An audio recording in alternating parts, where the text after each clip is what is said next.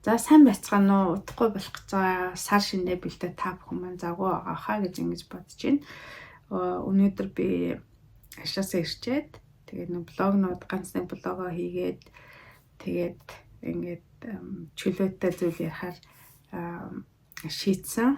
За яагаад тэгэхээр автангтай ажиллахаар ингээ янз бүрийн амьдралын төвшөнтэй янз бүрийн насны ийм олон хүмүүс орж ирэх юм. Тэгээ үйлчлүүлэх юм, янз бүрийн имийг авах юм. Зарим ч одоо бараг л ут дүр юм авч яагаад зарим нэг юм авч яагаад гэх юм уу. Ингээ янз бүрийн ийм үйлчлүүлэгч нар ихтэй байдаг. Сэтгэл зүйн хувьд ч гэсэн янз бүрийн үйлчлүүлэгч байдаг. За бидний одоо гол зорилго нь юу вэ гэхээр бүх үйлчлүүлэгчид ижил хүртээмжтэй тэгш мэдээллийг хүргээд одоо мэрэгжлийн өндөр түвшинд үйлчлэгээ үзүүлнэ гэсэн юм том зорилго байт юм л да. Тэгээд тэрнийхээ дагуу ч гэсэн явж байгаа. Зарим өдөр зөндөө олон хүнтэй, нэг хүнтэй 3 минут ярина, зарим хүнтэй 15 минут ярьдаг ч юм уу. Иймэрхүү юмуд бол ажил болохоор ингэж тулгарч идэг. Тэгээд би манай Монголд эрүүл мэндийн даатгалтын сан хосроод ингээд уламжлалтын одоо үйлчлэгээ болдог эмнэлгүүд санхүүжилттэй авч чадахгүй болж ид гэдэг ч юм уу. Эсвэл эмнэлгүүд цалингаа тавьж чадахгүй юм ч гэдэг юм уу. Иймэрхүү санхүүгийн юмнууд сонсогдож байгаа. Тэгээ би энийг сошиал медиа ч юм уу эсвэл бусад Монголын вебсайтуудаас уншичаад бас сэтгэл нэлээ эмзэгэлдэг. Яагаад Норвеги улс аж аргалтай орнуудын тоонд байдгийг, яагаад энэ улс руу хүмүүс нааш ирэх дуртай байдгийг, яагаад одоо хүмүүс ингээд нөхөндий хүүт юм шиг хэрнээ хэцүү харилцаатай юм шиг хэрнээ тэгсэн хэрнээ урт удаа үйл болдог, харанхуй болдог. За тэгээд дээрээс нь нар баг гардаг үлээ үлрэл түүтэн цастай.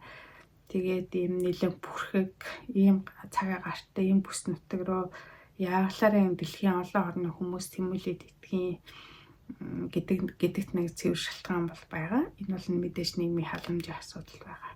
Яг хөө манай Монголд амьдарч байгаа зарим хүмүүс Монголын вебсайтуудаар ч юм уу ярьж байгаа мэдээллүүдийг харж байхад одоо баялагийнхаа сангаас хүмүүстээ маш их мөнгөийг гар дээр нөгдөг ч гэдэг юм уу тараадаг одоо маш их баян гэж ингэж тэ хүмүүс нь их баян нийтрээгээд тийм яриа хөрөө болж байгааг их олон удаа сонсч байсан. Би 10 гаруй жил амьдрахтаа би одоо гар дээрээ тэгж нэг коронавирус гэдэг нь тэ нэг төгрөний ч энтхийн мөнгөөр юм аваагүй авч үзээгүй. За тэгээд яг хуу ирчээд ажил хийгээд бас ингээд сураад оюутан байхдаа тэтгэл гэмтэр авъя гэдгсэн ч гэсэн 45-аас дээш насны учраас тань тэтгэлдэхгүй гэдэг дандаа ийм одоо хариунуудыг авчижсэн. Эсвэл та бол стипенд тэтгэлэгт бол хамрагдахгүй харин та яг өөр тавиад зээл авч болно. Тэргээ 100% буцааж өгч болно. Тэгтээ хүүтэйгэр гэж ингэж хэлжсэн. Тэгээ иймэрхүү юм бодит байдалтай бол юм байдаг. Тэгэхээр цуу янз бүрийн ярианд бол хүмүүс нэгтгэж ах хэрэггүй юм шиг байлаа. Ер нь бол тухайн орны одоо гол аж байдлыг мэдээ гэх юм бол зүгээр нэг 3 сараар 1 сараар ингэж ирээд 7 хоногор ирээд ингээд ямар гоё юм бэ гэдэг ингээд тэ ингээд өнгөрч байгаа тэр хүмүүсийн сэтгэл нэг бол өөр. Харин тухайн орны тухайн мэдээллийг авах гэхээр доотлол нь 3 жил, дээдлэл нь одоо түүнээс дээш жил амьдарч байгаа хүмүүс, тэнд оронд ажиллаж амьдарч байгаа гэр бүлээр байгаа янз бүрийн одоо ийм хүмүүсийн мэдээлэл одоо үнэнд илүү орцсон байдсан болов гэж ингэж би боддгийм аа. Тэгэхээр хэрвээ үнэн зөв мэдээлэл авъя гэвэл тухайн оронд руу шилжиж нөгөө янз бүр болыг гэвэл тухайн оронд олон жил болсон тэр хүмүүсээс мэдээлэл авч байгаарай гэж нэгдүгээр хэлэх гээд байгаа. За ингээд Норвеги оронд энэ талаарх нэг зарим нэгэн ташаа юмд мэдээлэл өглөө. За хоёрдугаарт нь гэвэл Норвегт нэг хулгайч нар ирсэн шүү дээ тийм ээ. Одоо онгоцны буудлын дээрээс юм хулгайлаад тэгээд баригтаад нэг нь цухтааж авцсан ийм юмнууд байгаа. Тэг нүдний шил юу өвчлээ хулгайлсан бахан юмнууд байсан үнэртэй болсон бас гэл тий. Тэгээд тэр хулгайч нарыг баригцсан хүмүүст нь ялгамнахс оногдуулсан тухайн мэдээлэл бол явсан. Тэгээд зарим нь бол 10 сарын шоронд орж байгаа юм байлээ. зарим нь бол өмгөөлөгчтэй бага насны хүүхдтэй гэдэг ч юм уу шалтгаанаар ингээд бүрэн тэр нөхөн төлбөрөөр барагдуулаад ингээд ял авсан тиймэрхүү юмнууд бол явж исэн. Тэгээд би нарийн юм энэ бол энд нэг нуршаад хэрэггүй болов гэж ингэж бодож байна. Яг л хүний мод орсон юм шиг санагдаад байгаа. Ер нь бол мэдээж ажил юу хулгай хийж янз бүрийн асуудал тавьсан бол тэрнийхээ одоо горыг гэх юм уу одоо юу шанг нь бол хүртэх нь ойлгомжтой. Гэхдээ одоо манай Монголын гэдэг нэр бол одоо ингээл тэр чигээр үлдчихэж байгаа жоохон харамсалтай юм гэж ингэж хувь хүний хувьд бол бодож байна. За өөр одоо автангид би ярьжсэн тийм ээ олон янзын хүмүүстэй ингээд тараад ингээд юм яриад ингээд явдаг.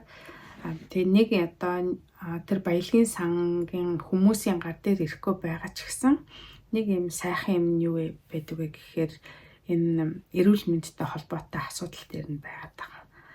Хэдийгээр яг уу эмчид үзүүлэхэд удаан хугацаар хүлээдэг. За эмчид нэг ороод үзүүлэх чинь бас мөнгө төлдөг шүү дээ. Өндөр мөнгө төлдөг. Тэр юм байна. Тэгээ эмнүүд байна. Гэх мэт ингээд мөнгө төлж байгаа ч гэсэн одоо тэр мөнгнүүд нь ингээд хоригдлагцаар агаад одоо жилд нэг юм квоч юм тогтоод гин тэгээ нэг ойролцоогоор 3200 ч юм уу 3300 коронд ингээд хүрчих юм бол тэрнээс хойш нь ингээд үнэгүй болчихдог байхгүй. Тэгэхдээ 3000 хэдэн зуун коронд хүрнэ гэдэг чинь бас нэлээл юм болно. Бараг жилжингээ ингэж агаад жилийн сүүлийн өдөр нь үнэгүй болох тийм эрхэж идэлж магадгүй. Тэгэхээр тийм одоо даатгалын зохицуултын юмнууд бол байдیں۔ Эрүүл мэндийн даатгалын үед харин одоо ямар хүмүүстэй илтэй вэ гэхлээр энэ архаг өвчтэй хүмүүс байна. За тэгээ дээрээс нь хөгжлийн бэрхшээлтэй одоо альж насны хүмүүс байна. За удаан хугацаагаар өвдөж одоо хүн дэмэг хэлгсэн янз бүрийн одоо эргэтэн шилжүүлэн сулгасан эсвэл одоо маш өндөр үнэтэй юм тарай хэрэглэх шаардлагатай хавдрын өвчтөнгүүд гэдэг ч юм уу. Эсвэл одоо арсны удаан хугацааны өвчтөнтэй хүмүүс гэдэг юм уу. Эсвэл уушиг зүрхний юм хүмүүс гэдэг юм уу. Маш өндөр үнэтэй юм тарай шаардлагасан тэр хүмүүст яадаг вэ гэхээр эмчилгээнүүд нь ерөнхийдөө үнэгүй шухуу байдчихдаг. Тэгээд энэ бол үнэхээр гайхалтай юм шиг санагддаг. Тэгээд жишээлх юм бол хүүхэд яраа хүүхэд ингээд төрлөөхөд нөгөө ээж нь хөр холж чадахгүй өхний сүүний юм торшилтой ч гэдэг юм. Эсвэл нэг одоо янз бүрийн дэлгүүрээс авахар нөгөө сүү байдаг шүү дээ. Тийм торшилтой тийм хүүхдүүд байдаг байхгүй. Тэгэхээр тийм хүүхдүүдэд зориулсан одоо тэжээлүүд нь хичээл өнгө байдаг ч юм уу. Эсвэл одоо памперснууд ээж юм тийм ээ. За памперсны шаардлагатай яг бол хөгжлийн бэрхшээлтэй тусгай хэрэгцээтэй тийм хүүхдүүд шаардлагатай памперсны үдэ хэрэглэх гэж гэдэг юм уу. Эсвэл одоо манайх стомитэй гэдэг хиймэл одоо сүвтэй ийм хүмүүс ээж юм. Одоодны зондтой хавдартай янз бүрийн одоо өвчтөн хүмүүс хэлэхэд одоо хоол тэжээлийн юмнууд бас байж байгаа жишээтэй.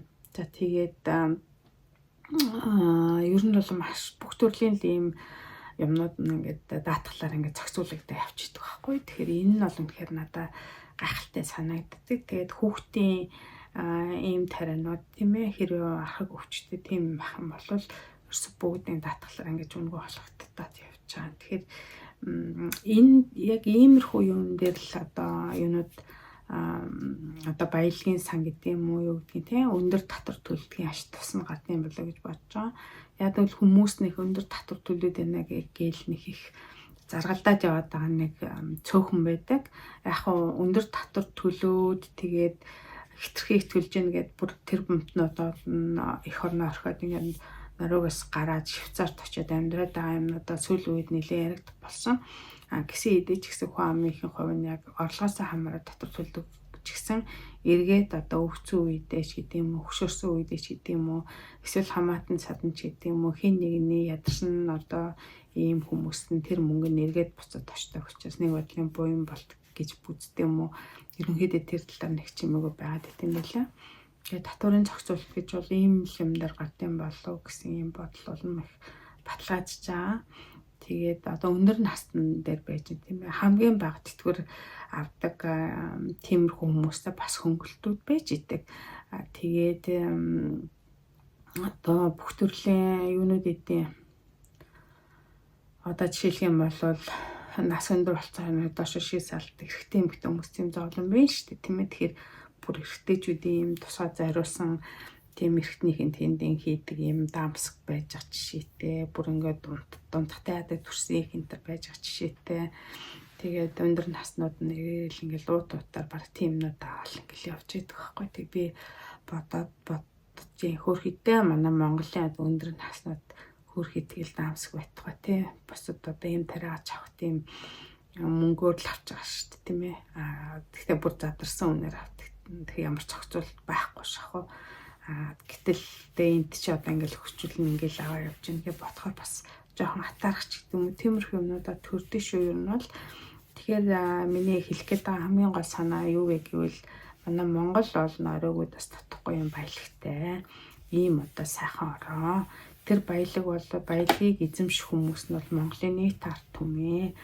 Тэр баялаг бол зөвхөн хэдхэн хүмүүсийн одоо ийм юм эзэмшлийн юм биш ээ. Тэр хүмүүс тэрийг идэж уугаад хүүхдүүдээ гадаад дотоодоо сургаад үед амьдсан язгууртан төрийн түвшээд бий болгоод тэгээд үйл болохоор эх оноосоо тажаа зуны сайхан үед нь ирчээд ингээд наад мадмаар ингэж байчаад баян тарнаа гайхуулчаад ингээ явуулаад байгаа шинэ бол бүх ард түмний мөнгөө яг баялагын сангийн хэрэг тэгшүүртэйг бол бэлэн мөнгө тараах биш тийм ээ. Яг л тийм яг энд байдаг тийм эрүүл мэндийн зохицуулалт шиг ийм байх хэрэгтэй гэж ингэж боддог. Тэгээ ингэснээр хүмүүс нь илүү их одоо сэтгэл хангалуун жаргалтай байд юм болов уу гэж бодоод байгаа шүү дээ. Сүүлийн үед боловсролын хувьд ч гэсэн энд ялгаагүй. Энэ нь бол одоо суурь боловсрол үнэгүй гэдэг ингээ явагддаг. Гэтэл манай монголчин суурь боловсрол үнэгүй гэсэн хэрнээ одоо төлбөртэй маш их юм сургуулиуд гарцсан. Тэгээд гадаадын ихтэй сургуулиудын өгдөг мөнгө шиг тийм мөнгийг хүүхдэд дунд боловсрол олохын тулд авч штт. Цөөхөн хүүхдэд ангид хүүхдэд явуулахын тулд тэр их хэмжээний мөнгө өгч байгаа байхгүй юу. Гэтэл эцсийн дуран дээр маш их тийм ачаа үрэгдээд гарч байна. Тэгээд ийм юм дээр л одоо жинхэнэ баялаг эзэндээ очиж байгаа жишээ бол ийм байдлаар илэрдэг юм байна. Эрүүл мэнд дээр, сургууль дээр гол юмнууд шүү дээ. Өндөр насны халамж дээр, за хөгжлийн бэрхшээлтэй хүмүүс, тусгай хэрэгцээтэй хүмүүс зориулсан үйлчлэгээ гэдэг юм ийм юмар илэрч байгаа. Манай Монгол ч гэсэн утгагүй юм болоосаа гэж ингэж бодож байна. Тэгээд өнөөдөр явлагыг нэг жоохон одоо наадам болохгүй наадам гинэ одоо цагаасаар болох гэж байгаа учраас энэ ирж байгаа энэ сайхан жил могоо жил маань ингээд манай Монгол оронд их сайхан бол жилийг авчих болтгой гэд ингээд эргөөд тэгээд энэ блогийг дуусгая. Та бүхэн сар шиндээ сайхан шинэлээрээ би юуны өмнө блог хийнэ. За тэр баяртай.